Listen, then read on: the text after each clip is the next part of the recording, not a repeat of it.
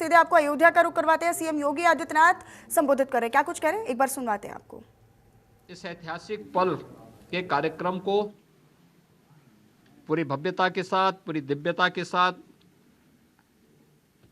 सुरक्षित और सुव्यवस्थित तरीके से संपन्न करने के लिए अपनी तैयारियां लगभग पूरी कर ली हैं। अंतिम चरणों में सारी कार्रवाई उनकी चल रही है और युद्ध स्तर पर इसे हम समयबद्ध तरीके से आगे बढ़ा देंगे। 22 के बाद भी श्री राम जन्मभूमि तीर्थ क्षेत्र न्यास के द्वारा प्रभु श्री रामलला के दर्शन करने के लिए जो भी कार्य योजना तैयार होगी, इसके अनुसार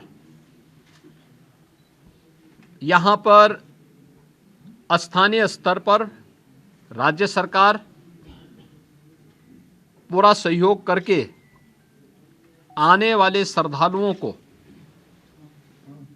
यहाँ पे पूरी श्रद्धा के साथ उन्हें दर्शन करने का अवसर प्राप्त होगा, यह व्यवस्था सुनिश्चित करने के लिए अपने स्तर पर पूरा सहयोग दे रही है।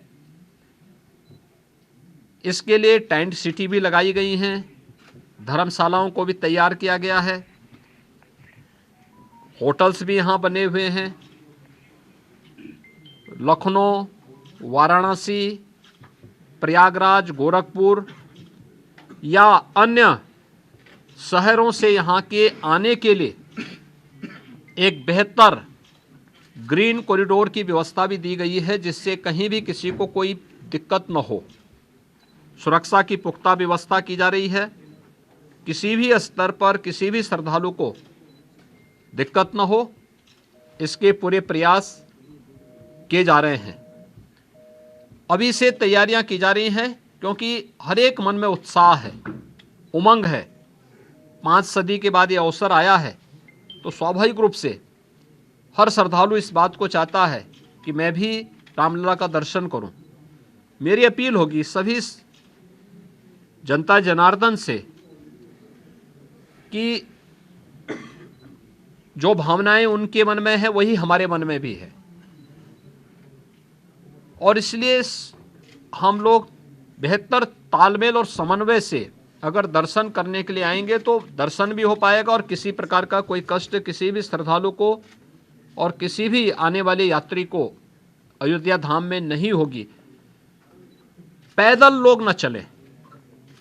हम लोग देख रहे हैं बहुत सारी जगह से लोग पैदल चले आ रहे हैं, वे पैदल न करें। भीषण शीतलहरी चल रही है। अपने बिना बताए कार्यक्रम के अनुसार भी न चले। राज्य के अंदर हम लोग व्यवस्थाएं दे रहे हैं,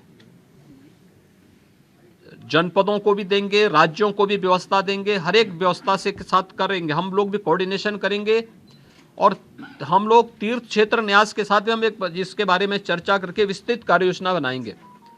लेकिन अगर हर व्यक्ति अपने तरीके से आएगा तो कहीं अव्यवस्था किसी स्थिति न पैदा हो, ये हमें देखना होगा। और हर व्यक्ति इस बारे में अपना जैसे अब तक सहयोग करते रहे हैं, तो उस सहयोग को अगर आगे भी जारी रखेंगे तो हमें भी बहुत सुविधा होगी और हर एक श्रद्धालु को, आने वाले श्रद्धालु को भी प्रभु श्री रामलला के 500 वर्षों के बाद, कई शताब्दियों के बाद दर्शन करके आनंद की अनुभूति होगी, अंतःकरण से उन्हें आनंद की अनुभूति होगी।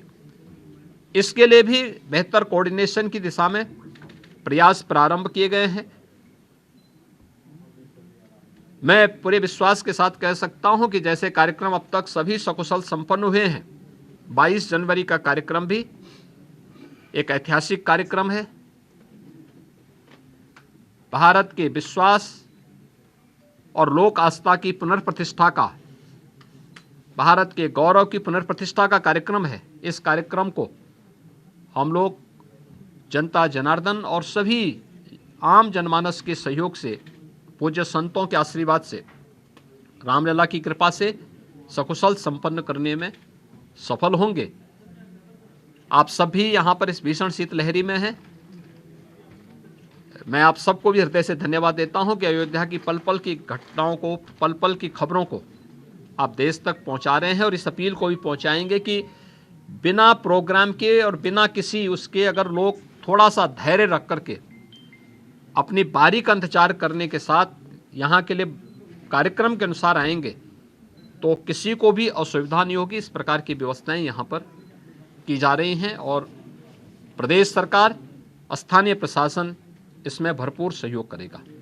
बहुत बहुत धन्यवाद। कोई रजिस्ट्रेशन पोर्टल भी होगा ताकि ऑडियंस को सभी प्रकार की सभी चीज़ें इसमें की जा रही हैं। स्थानीय प्रशासन के साथ लोकल स्तर पर हम लोग इसकी व्यवस्था कर रहे हैं और प्रदेश में हम लोगों ने इसके लिए बीट प्रणाली भी लागू करने के लिए कहा है, जो निचले स्तर तक लोगों से संवाद बना करके उनको लाने और उनको व्यवस्थित तरीके से दर्शन कराने में योगदान दे सके। जिला स्तर पे किस तरह की सुविधाएं लोगों को? देखिए, हर प्रकार की व्यवस्थाएं होंगी, उसके लिए हम प्लानिंग कर रहे हैं।